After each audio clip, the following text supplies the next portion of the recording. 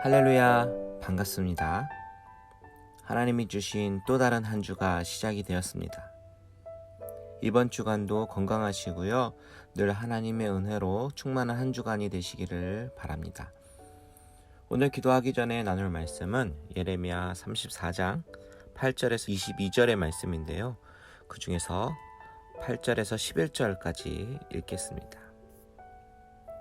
시드기야 왕이 예루살렘에 있는 모든 백성과 한 가지로 하나님 앞에서 계약을 맺고 자유를 선포한 후에 여호와께로부터 말씀이 예레미야에게 임하니라. 그 계약은 사람마다 각기 히브리 남녀노비를 놓아 자유롭게 하고 그의 동족 유다인을 종으로 삼지 못하게 한 것이라. 이 계약에 가담한 고관들과 모든 백성이 각기 노비를 자유롭게 하고 다시는 종을 삼지 말라 함을 듣고 순복하여 놓았더니 후에 그들의 뜻이 변하여 자유를 주었던 노비를 끌어다가 복종시켜 다시 노비로 삼았더라. 우리가 오늘 읽은 예레미야 34장의 중심 주제는 하나님 앞에서 세운 언약을 가볍게 여기고 그 언약을 지키지 않는 자에 대한 경고를 말씀하고 있는 것이 34장의 중심 주제입니다. 그래서 오늘 본문 가운데 유독이나 많이 반복되는 단어가 있는데 바로 언약이라는 단어죠. 언약은 영어로 covenant고 이것은 언약으로도 번역되지만 계약으로도 번역할 수 있습니다. 그래서 8절에 보면 시드기야 왕이 하나님 앞에서 계약을 맺었다라고 얘기합니다. 이것은 언약을 맺은 거죠. 그 언약은 어떤 것이냐면 9절에 보니까 사람마다 각기 히브리 남녀 노비를 놓아 자유롭게 하고 그의 동족 유다인을 종으로 삼지 못하게 한 것이라. 즉 히브리 남녀 노예를 놓아 자유케 하게 한 것입니다. 사실 이것은 출애굽기에 보면 안식년에 관한 규례를 말씀하실 때 이미 하나님의 율법으로 제정된 규례입니다. 율법에 의하면 히브리 형제 노예를 부리게 되면 6년을 노역시키고 7년이 되는 해에 놓아주어야 합니다. 그런데 주인의 입장에서 보면 이것 또한 경제적인 손실이기 때문에 이 율법을 지키는 것이 쉽지는 않았을 것입니다. 그런데 오늘 10절에 보면 백성들은 이 시드기야의 선포를 듣고 노예를 놓아주기 시작합니다. 10절 보십시오. 계약에 가담한 고관들과 모든 백성이 각기 노비를 자유롭게 하고 다시는 종을 삼지 말고 함을 듣고 순복하여 놓았더니. 이렇게 훈훈하게 마무리가 되는 것 같은데요. 문제는 11절입니다. 후에 그들이 뜻이 변하여 자유를 주었던 노비를 끌어다가 복종시켜 다시 노비로 삼았더라. 마음이 변하여 다시 그들 노비로 삼았다라는 말이에요. 바로 이것이 하나님 보시기에 큰 악이었습니다. 이들이 언약을 맺을 때는 주로 동물을 쪼개어 놓고 그 사이로 지나갑니다. 18절과 19절에 나오는 것처럼요. 그 이유는 만일 그 언약의 당사자가 언약을 어길 때에 이 쪼개어진 동물처럼 몸이 쪼개어져도 죽음으로 감수하겠다라는 그런 의미의 혈맹인 것이죠. 실제로 이들은 19절에 보면 그런 식으로 언약을 맺었음에도 불구하고 결국 자신들의 욕심으로 다시 그 언약을 파기하고 노예를 잡아왔던 것입니다. 결국 그들의 은혜의 모습은 페이크였어요. 거짓된 은혜의 모습이었던 것이죠. 이 노예 해방이 중요한 이유는요, 바로 예수 그리스도가 이 땅에 오신 이유가 죄의 노예인 우리들을 그 죄에서 해방시키기 위해서 오셨는데 이 율법이요, 그 예수 그리스도의 구속 사역의 모형이 되기 때문에 이 해방과 자유의 정신은 죄인을 향한 하나님의 심정을 잘 드러내는 아주 중요한 약속입니다. 그런데 백성들이 그것을 지키는 것처럼 하다가 번복했습니다. 그래서 하나님은 이렇게 말씀하십니다. 16절과 17절에 보면 너희가 돌이켜 내 이름을 더럽히고 각기 놓아 그들의 마음대로 자유롭게 하였던 노비를 끌어다가 다시 너희에게 복종시켜 너희의 노비로 삼았도다. 그러므로 여호와께서 이와 같이 말씀하시니라. 너희가 나에게 순종하지 아니하고 각기 형제와 이웃에게 자유를 선포한 것을 실행하지 아니하였은즉 내가 너희를 대적하여 칼과 전염병과 기근에게 자유를 주리라. 여호와의 말씀이니라. 내가 너희를 세계 여러 나라 가운데에 흩어지게 할 것이며 하나님은 언약을 파기한 사람들을 심판하실 것입니다. 이것은 우리에게 어떤 교훈을 줍니까? 하나님과의 약속은 하나님만 지키시고 하나님만 은혜를 베푸시는 분이 아니라 우리도 또한 하나님과의 약속을 지켜야 하는 존재임을 상기시켜 줍니다. 우리는 많은 경우에 하나님으로부터 받기만을 원하지 희생하거나 내가 하나님 앞에 약속한 것을 가볍게 여기는 경우가 많이 있습니다. 그런데 하나님은 만홀히 여기심을 받으시는 분이 아니시기에 하나님이 신실하게 백성들에게 약속을 지키시는 것처럼 우리도 신실하게 하나님과 약속한 것들을 지켜나가야 된다는 것을 보여주는 말씀입니다. 여러분, 하나님이 여러분 마음 가운데 감동시키시고 약속하신 것이 있으시다면 하나님은 반드시 지키실 것입니다. 또한 만일 여러분이 하나님께 약속드린 것이 있다면 그것을 잊지 말고 하나님이 신실하신 것처럼 저와 여러분도 신실하게 하나님과의 약속을 지키시는 자녀들이 되기를 바랍니다. 죄의 길에서 떠나 늘 하나님의 은혜 안에 거하시는 저와 여러분들 되시기를 주님의 이름으로 축원드립니다.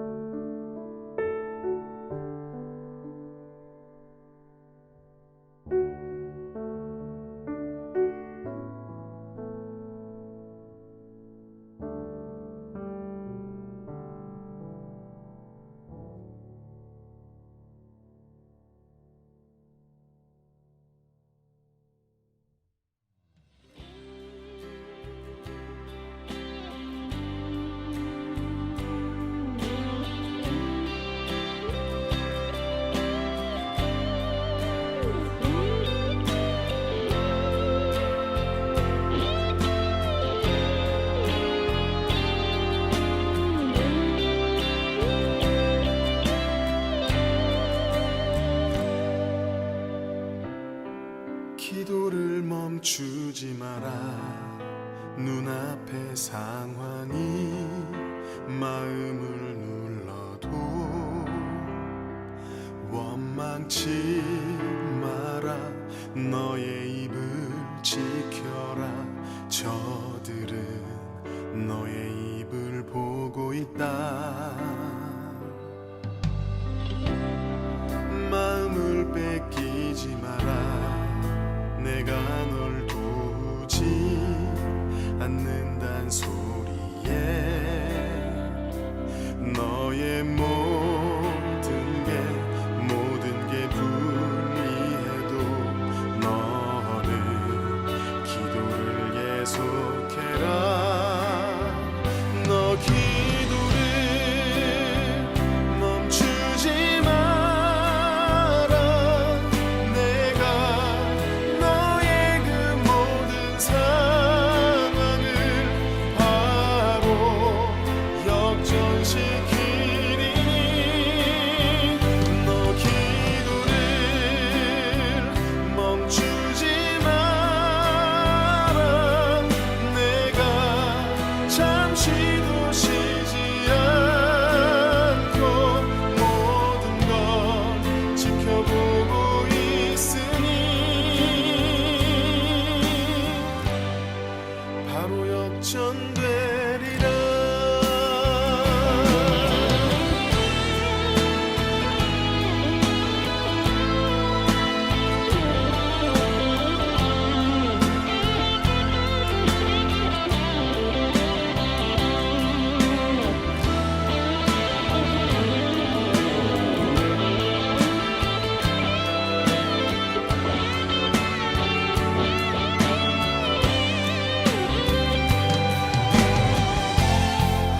저들의 힘이 너를 압도해도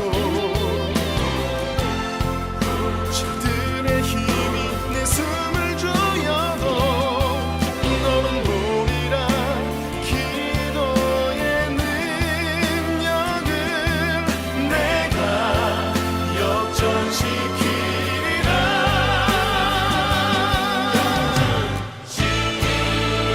너 기도를 멈추지 마라.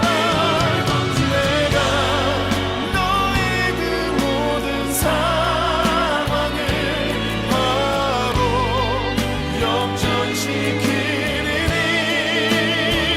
너 기도를 멈추지 마라. 내가 잠시도 쉬지 않고 모든 걸 지켜보고 있으니 너 기도를 멈추지 마라.